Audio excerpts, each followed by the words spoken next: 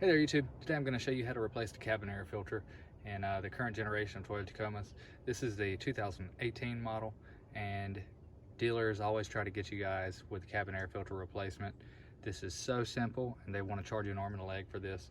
So let me show you what you got to do, guys. First thing you're going to do, open up your glove box, and there you go. So from there, I'm going to zoom you in.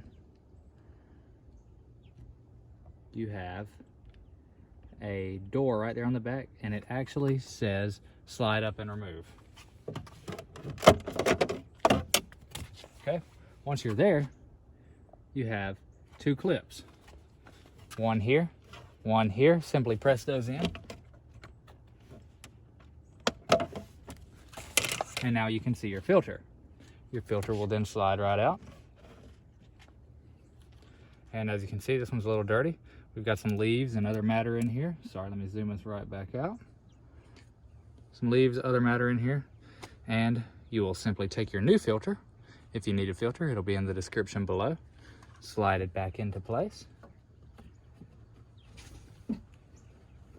Just like how it came out. Put your cover back on. You'll hear it snap back in place. Then your sliding cover, and start it up, push down, and your cabin air filter has now been replaced. The dealer could charge you anywhere from $50 to $150 for something of this matter. It's unbelievable that they can get away with that, but that's how you can do it yourself, guys. Thanks again. Like I said, you can get that filter in the description below. It's an Amazon affiliate link. It'll get to your house pretty quickly. Somebody just drove by. Sorry about that. But if this helps you guys, please give this video a thumbs up. Subscribe to my channel. Thank you.